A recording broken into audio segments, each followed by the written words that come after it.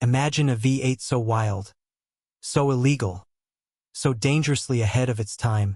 Detroit didn't just cancel it, they tried to erase every trace it ever existed. This is the story of the forbidden Pontiac V8. The engine that broke the rules, terrified GM's executives, and nearly detonated the entire American racing scene. Strap in, because what you're about to hear was never meant to leave the factory walls. Before LS swaps, before Hellcats, before muscle car culture even had a name, there was Pontiac. A division nobody took seriously, until a handful of pissed-off engineers decided, we're done playing nice. And the weapon they created? A 303 cubic inch, high-revving, sanction-breaking monster that could scream past 8,000 RPM when every other American engine wheezed at 6. Welcome to Pontiac's secret revolution.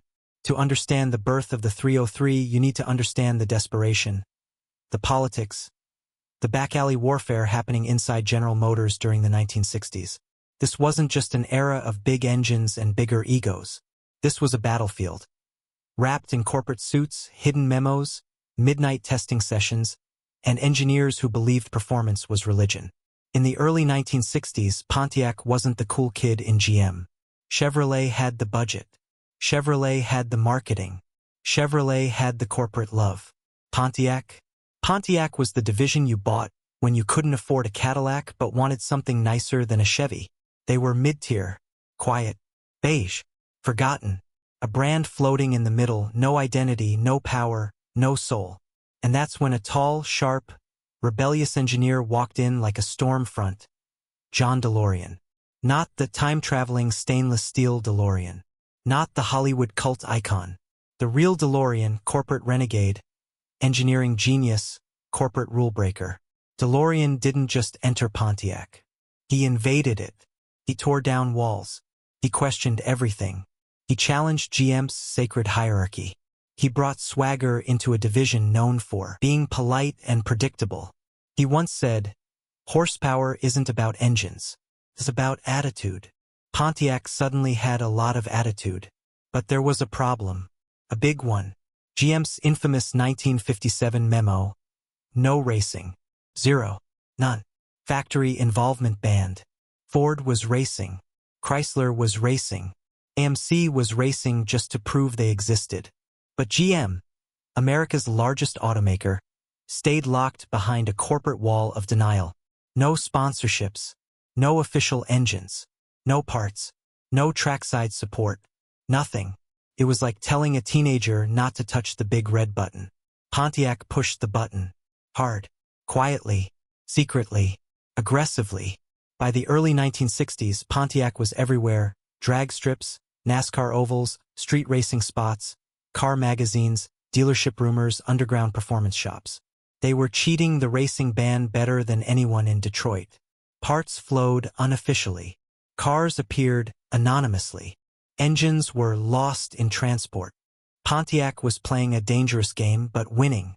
The GTO dropped in '64 and instantly became a cultural bomb. A muscle car revolution detonated across America. Pontiac wasn't following the rules anymore. They were rewriting them. Every manufacturer had a secret weapon. Ford had the 427. Chrysler had the Hemi. Chevy had the small block that refused to die. But Pontiac had something different. Pontiac had engineers willing to cheat for fun. Inside Pontiac engineering, there was a crew unofficially known as the Dirty Dozen. These men were not corporate saints. They were horsepower soldiers. They didn't wait for permission. They built engines first and dared marketing to explain them later.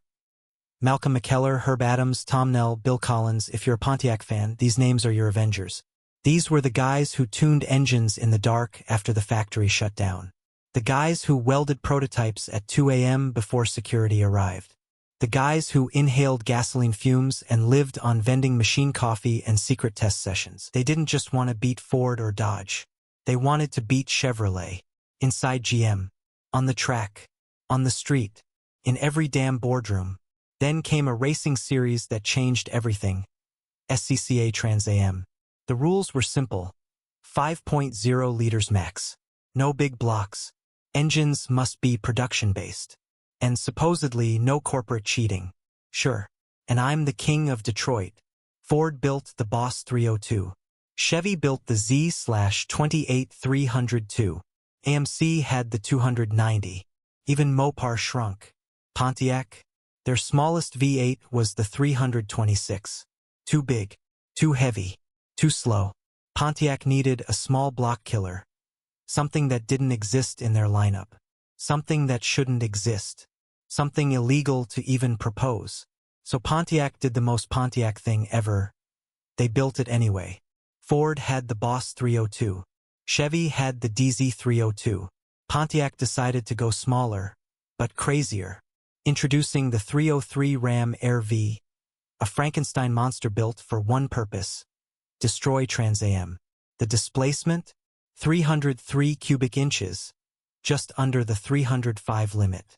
But the magic wasn't the size. It was the madness inside. Pontiac didn't shrink an engine. They redesigned physics. Tunnel port heads that looked like they were stolen from a space program. Huge round intake ports the size of golf balls. Massive valves. 12.5:1 compression. Sodium-filled exhaust valves. Even Formula One ran these in secret. Forged everything.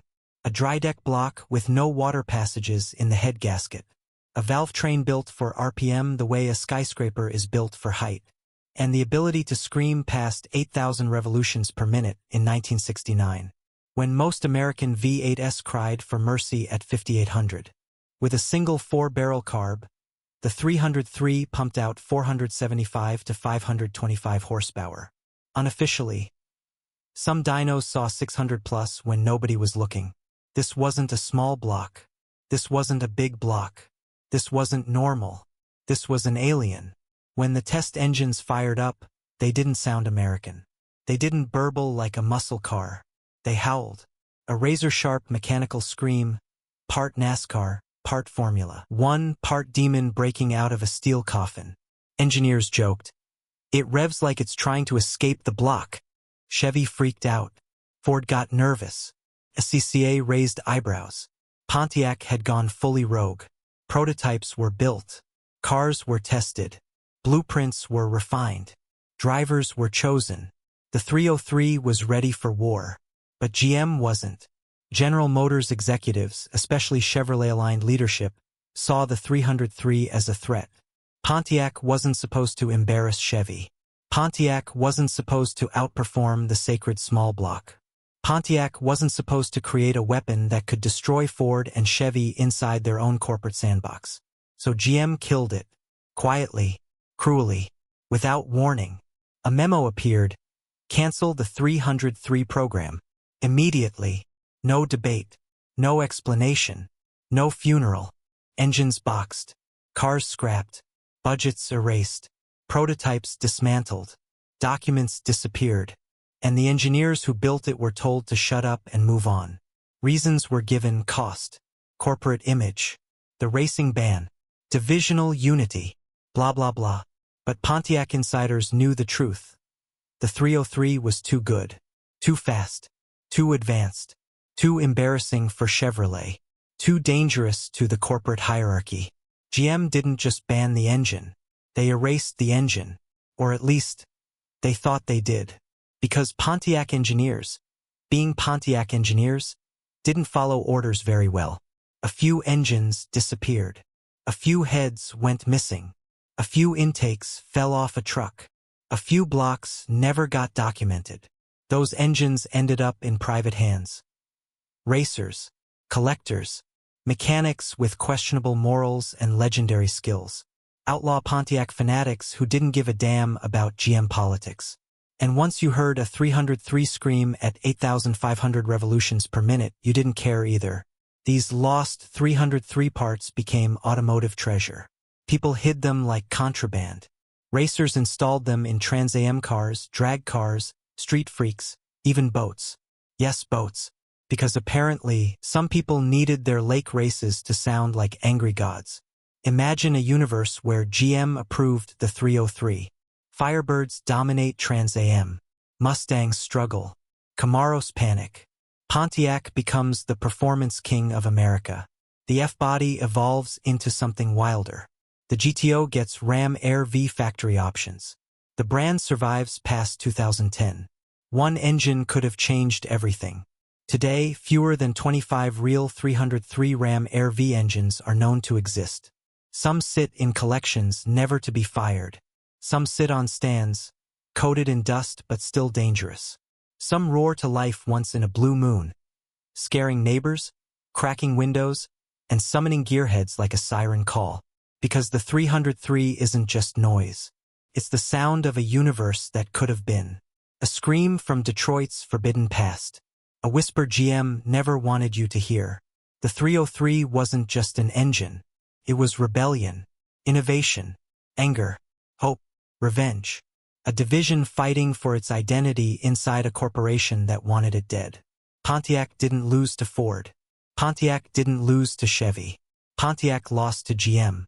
Corporate politics killed more horsepower than any rival engine ever could. But legends don't die. They echo. And the 303 Ram Air V is the loudest echo Detroit ever tried to silence. If you love forbidden engines, hidden history, and the stories Detroit hoped you'd forget, you're in the right place. Hit like, drop a comment telling us which forbidden engine we should expose next, and smash subscribe because we dig up the stories corporations tried to bury. And trust me, we're just warming up.